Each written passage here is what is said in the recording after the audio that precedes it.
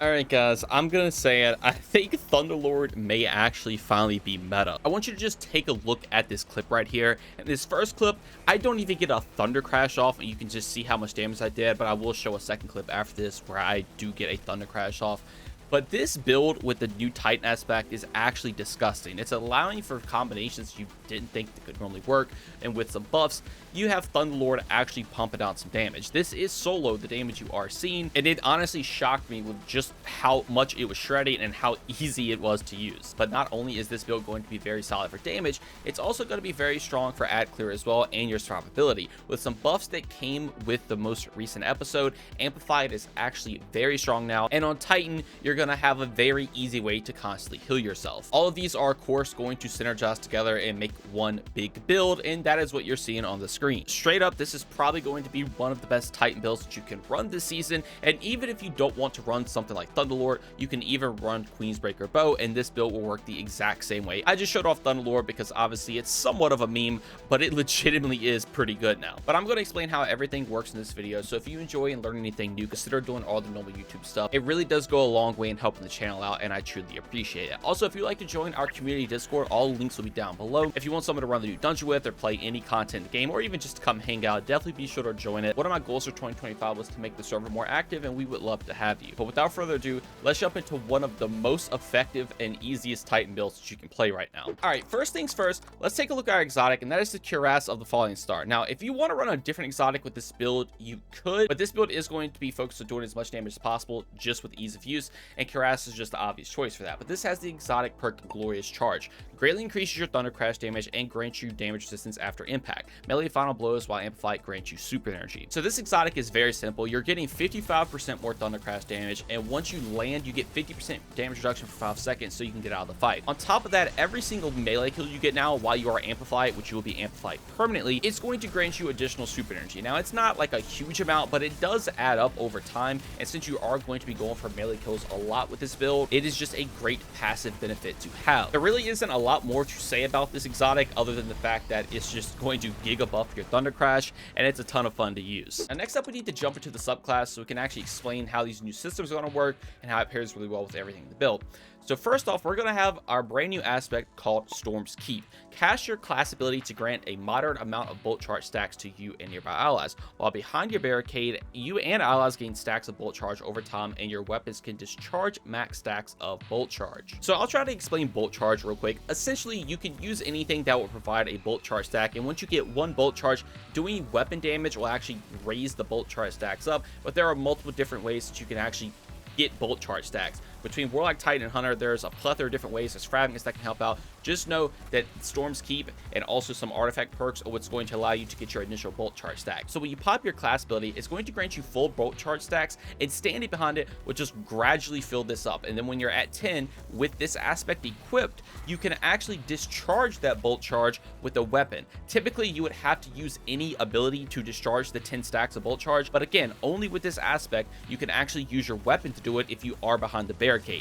This is very, very strong, and it's what allows a lot of weapons like Thunderlord or just any other weapon in general to do a lot more damage. Bolt charges actually do a respectable amount of damage, and it's nothing to be slept on. So the fact that you can spam these over and over again with this aspect is very strong. You don't even have to use this for boss damage. If you go into an ad clear scenario, you could just pop this down. You're going to get to max extremely quick with this build, and you could just start discharging bolt charge everywhere with your gun. It's almost just like a giga buffed volt shot in a way if you are viewing it in an ad clear scenario, and it is very, very good. Now, the barricade to pair with this is 100% rally barricade because it has the lowest cooldown, but on top of that, you get increased reload speed, stability, and range when you're behind it, which are all very, very good stats for doing boss damage. You want to reload up, range if you're, just any scenario if the boss is at a long range, it is very, very strong. But for the next aspect, it's actually going to be knockout. So critically wounding a target or breaking their shield infuses your melee attack with arc energy, increases your melee range and damage for a short time.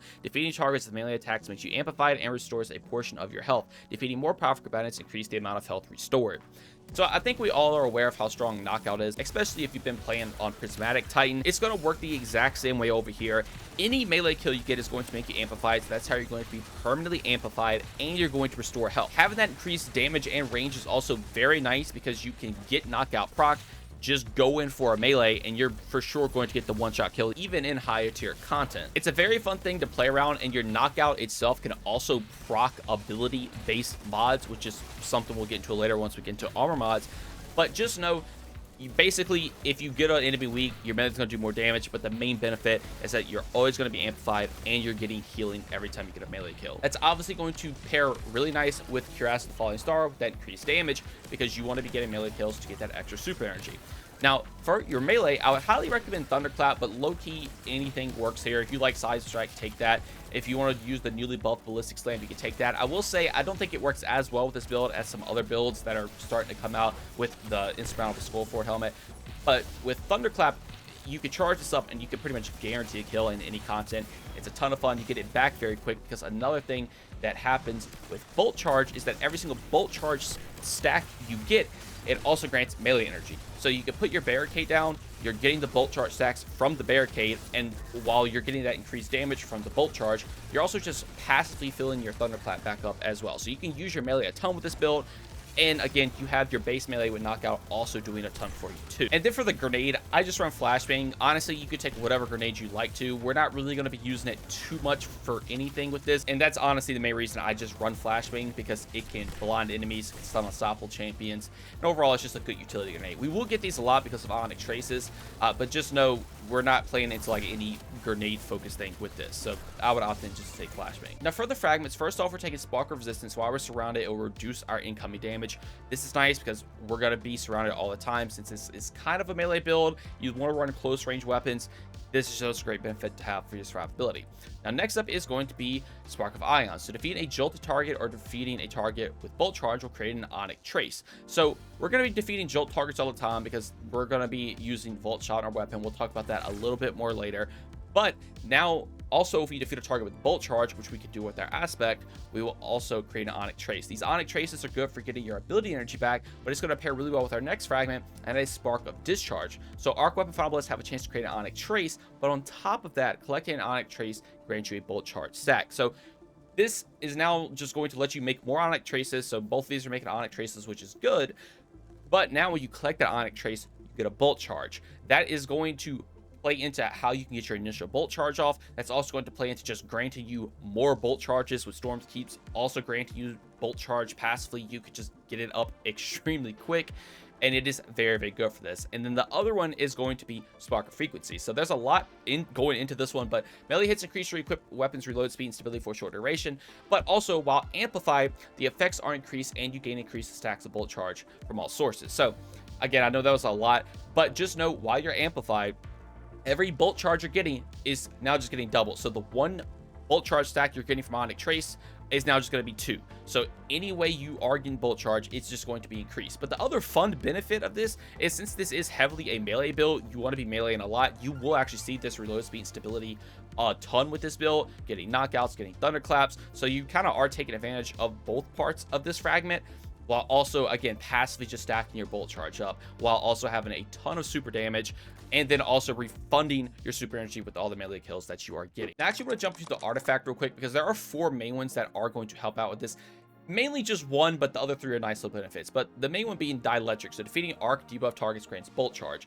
So defeating a blinded target, a jolted target, you're going to get a bolt charge stack now. Again, this is another great initiator to get your bolt charge, but on top of that, it's just adding more bolt charge stacks to the gameplay loop, giving you more melee energy and letting you have the lightning strike. That lightning strike can also get buffed with flashover, so when you hit maximum bolt charge stacks, you'll get amplified and your lightning bolts do more damage. The amplified part of this isn't like the greatest thing, because you can just always be amplified with your melee, but it is nice to have if you aren't amplified, and now your lightning bolts do more damage. And then you also have Defibrillating Blast, so whenever you stun a champion, you'll get maximum stacks of bolt charge, and it'll also trigger an arc bolt that heals you and jolts combatants a damages. So this is great because we can actually do every single champion with one weapon this season. If you do have piercing sidearm or anti-barrier sniper rifle and the Salvation's Edge sniper, you can run those with chill clip, and slow's going to stun overload, freeze will stun unstoppable, and then the artifact perk is given a barrier. So you literally have access to all 3 champions, and you're getting max bolt charge stacks, which again is turning to be amplified.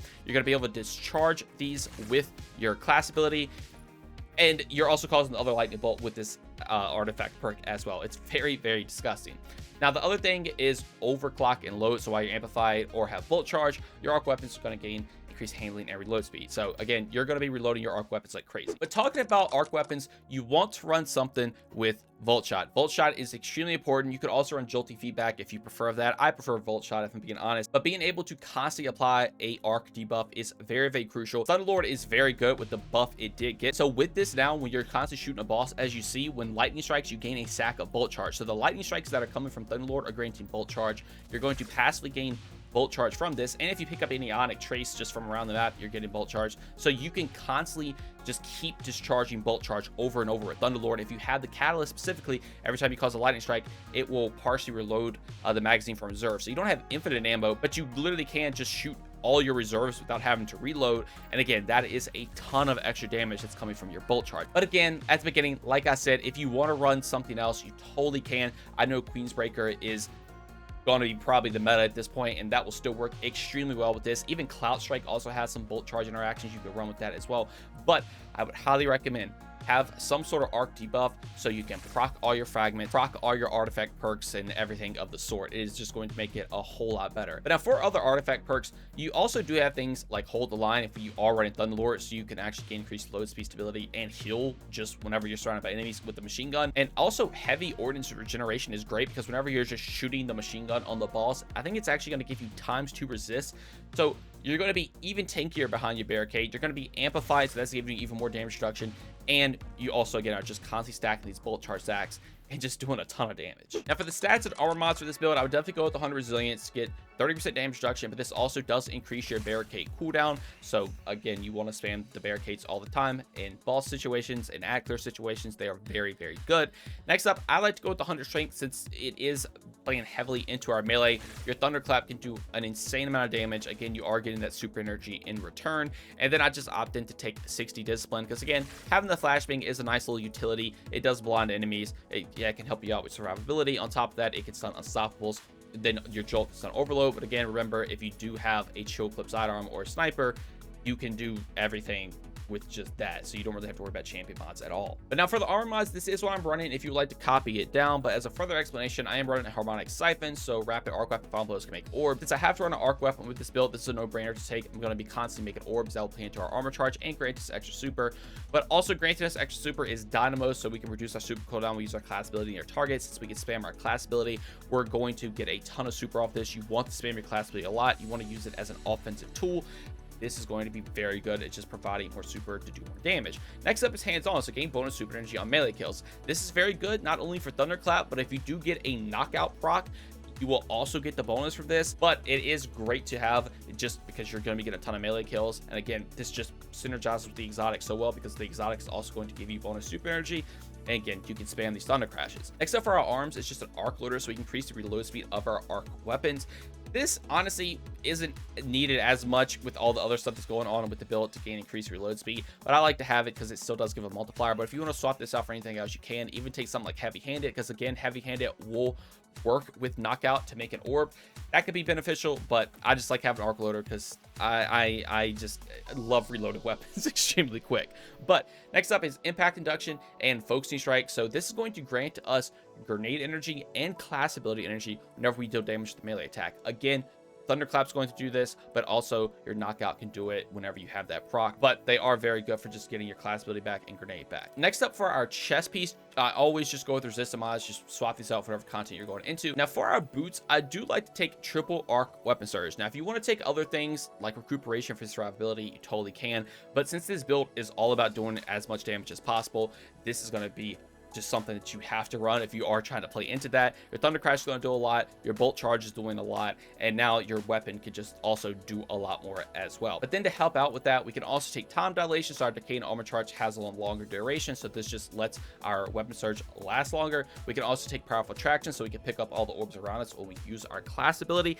This is great because again, we want to use our class ability all the time. Picking those orbs up will give us more damage. We're using our class ability to do damage, so you're just going to be able to do bolt charge damage and the weapon surge damage, but then also outreach, so we can reduce our melee cooldown whenever we use our class ability. And if you remember, bolt charge is going to give you melee energy, so when you use your class ability, you're getting melee energy because it's granting bolt charge, but now this mod is also granting you even more melee energy, so you can spam that melee again to get all that super energy back. And that's kind of how everything just flows into each other and synergizes extremely well.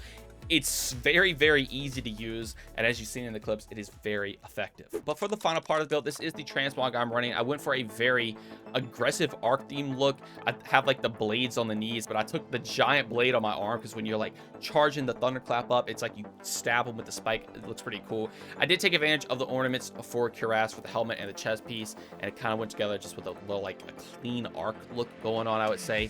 It's just like black and white with some accents of blue, and I got the electricity on the cloak. And by cloak, I mean type mark. I guess I already have Hunter on mine for the next builds that I'm going to be making, but I think it did turn out looking pretty sick. And of course, if you want to make your Titan look like this, definitely be sure to copy it down. But that's going to do it all for this build. Let me know what y'all think about it in the comments below. I never thought I'd see the day where Thunderlord could actually perform pretty well. Again, if you want to swap Thunderlord out for Queenbreaker, you can run this exact same setup. It's going to be disgusting. Of course, swap the artifact perks out, run things like particle reconstruction if you're going to do that, and it is just going to cook. This legitimately might be the strongest weapon-based damage build on the Titan right now, and I think you're going to see a lot of this more often in in-game content. Anyways, though, that's all for me. I wish you all the best of luck putting this build together for yourself. I want to thank you all so much for watching, and I hope you all have a great day.